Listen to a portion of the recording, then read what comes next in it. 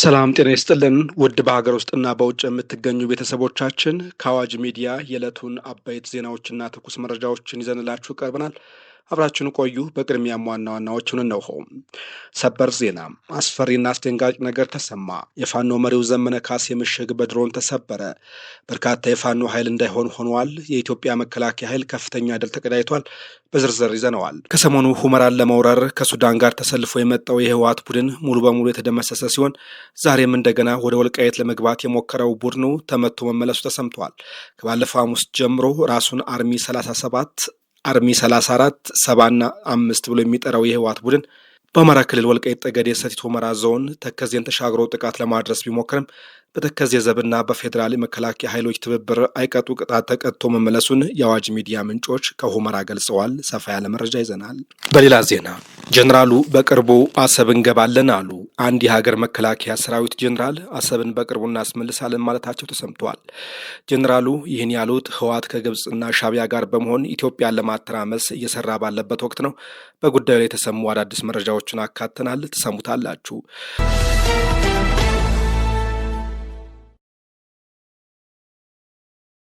ቻናሉን ሰብስክራይብ፣ ቪዲዮን ላይክ በማድረግ እስከ ፍጻሜው አብራችሁን ትቆዩ በአክብሮት እንጠይቃለን። ወደ ቀዳሚው ጉዳያችንም እናልፋለን። የፋኖ መሪው ዘመነ ካሴ ምሽግ በድሮን ተሰበረ። በርካታ የፋኖ ኃይል እንዳይሆን ሆኖ ተበትኗል። የኢትዮጵያ መከላከያ ሰራዊትም ከፍተኛ ድል ተቀዳጅቷል።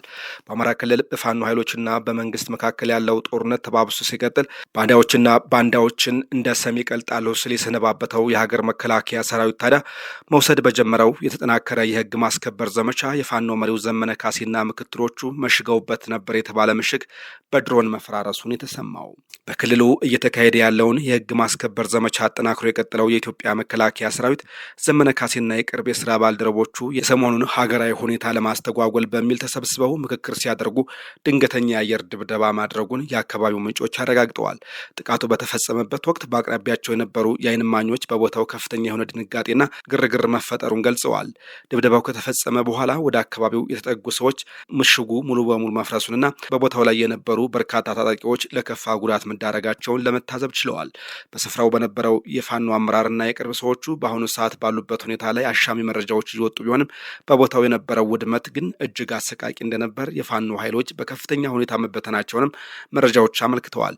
በጥቃቱ ከፍተኛ ጉዳት ስለመድረሱ ቢነገርም የዘመነ ጉዳይ ግን በውል አልተረጋገጠም። ከፋኖ ኃይሎችም በጉዳዩ ዙሪያ የተባለ ነገር የለም። የኢትዮጵያ መከላከያ ሰራዊት በአማራ ክልል የተለያዩ አካባቢዎች እየወሰደ ባለው የተጠናከረ የህግ ማስከበር ዘመቻ የፋኖ ኃይሎችን መዋቅር ለመበተን ከፍተኛ ጥረት እያደረገ ይገኛል።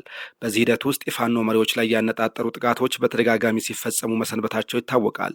የቅርብ ጊዜው ጥቃትም የዚሁ ስትራቴጂክ አካል ተደርጎ የተወሰደ ሲሆን የፋኖ ኃይሎች በክልሉ ያላቸውን ወታደራዊ አቅምና የቁጥጥር ስልጣን በከፍተኛ ሁኔታ የሚፈታተን እንደሆነም ታዛቢዎቹ እየገለጹ ናቸው። የአማራ ክልል የጸጥታ ሁኔታ በተመለከተ እየወጡ ያሉ መረጃዎች እንደሚያመለክቱት በፋኖ ታጣቂዎችና በፌዴራል መንግስት የጸጥታ ኃይሎች መካከል ያለውን ግጭት ከወትሮ በተለየ መልኩ ወደ ከባድ የጦር መሳሪያና የአየር ድጋፍ ጥቃቶች እየተሸጋገረ ይገኛል ብለዋል። የዘመነ ካሴና የቅርብ የስራ ባልደረቦቻቸው መሽገውበት እንደነበር በተነገረው ቦታ ላይ የተፈጸመው ይህ ጥቃት የመንግስት ወታደራዊ አቅም በጠላትነት ለፈረጃቸው የፋኖ አመራሮች ያለውን መረጃ የመሰብሰብና የማጥቃት አቅም በግልጽ ያሳየ ተደርጎ ተወስዷል። ይህ ክስተት በፋኖ ኃይሎች መዋቅር ላይ ከፍተኛ የሆነ መፍረክረክ ሊፈጥር እንደሚችል የተነገረ ሲሆን ዋና ዋና አመራሮች ቻቸው ላይ እየተካሄደ ያለው ተከታታይ ጥቃት በታጣቂዎቹ የትዕዛዝ ሰንሰለት ላይ ክፍተት ሊፈጥር ይችላል የሚል ግምት ተበራክቷል። በቅርቡ ከ90 በመቶ በላይ የአማራን ክልል የማስተዳድረው እኔ ሲል የሰነባበተው የፋኖ ኃይል በምድርና በአየር ከመከላከያ ሰራዊት እየደረሰበት የሚገኘውን ምት መቋቋም አቅቶት አብዛኛው ቦታዎችን ትቶ ፈርጧል የተባለው። ይህ በእንዲህ እንዳለ ወደ ወልቃየት ለመግባት የሞከረው የህወሓት ቡድን ተመቶ መመለሱ ተሰማ። ከባለፈው ረቡዕ ጀምሮ ራሱን አርሚ 34 70ና 5 ብሎ የሚጠራው የህወሓት ቡድን በአማራ ክልል ወልቃየት ጠገዴ ሰቲት ሁመራ ዞን ተከዜን ተሻግረው ጥቃት ለማድረስ ቢሞክርም በተከዜ ዘብና በፌዴራል የጸጥታ ኃይሎች ትብብር አይቀጡ ቅጣት ተቀጥቶ መመለሱን የአዋጅ ሚዲያ ምንጮች ገልጸዋል። የአካባቢው ነዋሪዎች እንዳሉት ግጭቱ የነበረው የኢትዮጵያና ሱዳን በሚዋሰኑበት የወልቃይት ጠገዴ አካባቢ እንደነበርና ከንጋት ጀምሮ የተኩስ ልውውጥ እንደነበር አንስተዋል። የወልቃይት ጠገዴ ሰቲት ሁመራ ዞን መሪዎች በበኩላቸው ባወጡት መግለጫ ያለ ጦርነት መኖር የማይችለው ያሉት ህወሓት በወልቃይት አቅጣጫና በሱዳን ድንበር አካባቢ ወረራ ለማድረግ ቢሞክርም የተከዜ ዘብ ዋጋውን ሰጥቶ መልሶታል ብለዋል። ይህ የህወሓት ወረራ ጀግና የመከላከያ ሰራዊትና የተከዜ ዘብ በተሟላ ዝግጅትና በጽኑ ቁመና እየተከላከለና እያጣደፈ እየደመሰሰው ነው ብለዋል። ኢትዮጵያና ሱዳን በሚዋሰኑባት በወልቃይት ጠገዴ በረከት አካባቢ ሸረሪና የሚባል ቦታ ላይ ትንኮሳ የፈጸመው የህወሓት ቡድን የአማራ ክልልና የፌዴራል መንግስቱን ስቦ ወደ ተሟላ ጦርነት ለማስገባት የተለያዩ ጥረቶችን እያደረገ መሆኑ ታውቋል። የአካባቢው ነዋሪዎች ለአዋጅ ሚዲያ እንደገለጹት ጦርነቱ ጠዋት ላይ ሲደረግ እንደነበርና አሁን ግን ምንም አይነት ድምፅ እንደማይሰማ ተናግረዋል። የፕሪቶሪያን ስምምነት በማፍረስ የርዕሰ መስተዳድር መፈንቅለ መንግስት ያደረገው የነ ዶክተር ደብረጽዮን ቡድን ህወሓት ምዕራብ ትግራይ ብለው የሚጠሩትን የወልቃይት ጠገዴ አካባቢ በኃይል ለመመለስ በተደጋጋሚ ሙከራ እያደረገ ሲሆን ይህ አካሄድ ብዙዎች የሚፈሩትን ጦርነት ዳግም እየቀሰቀሰ ይገኛል። ራሱን እንደ ሉዓላዊ መንግስት በመቁጠር ለውጭ ተባባሪዎች መግለጫና ጥሪ የሚያደርገው ህወሓት በቅርቡ ለኤርትራ ነጻነት በዓል ላይ እንኳን አደረሳችሁ የሚል መልእክትና የትብብር መግለጫ ማውጣቱ ይታወሳል። ለአሜሪካ፣ ለአፍሪካ ህብረትና ለአውሮፓ ህብረትም ተደጋጋሚ ደብዳቤዎችን ማውጣቱ ይታወሳል። ሁልጊዜም ከኢትዮጵያ የብሔራዊ ጥቅምን የሚጻረረው ቡድኑ ከሰሞኑ ከሻዕቢያ የተላከለትን በርካታ መሳሪያ መረከቡን የዓይን እማኞች ተናግረዋል። በዛላምበሳ በሽሬና በአዲግራት በኩል ወደ መቀሌ በሸራ የተሸፈኑ መኪኖች ከባድ መሳሪያ ጭነው ከኤርትራ መግባታቸውን አረጋግጠናል ብለዋል የዓይን እማኞች።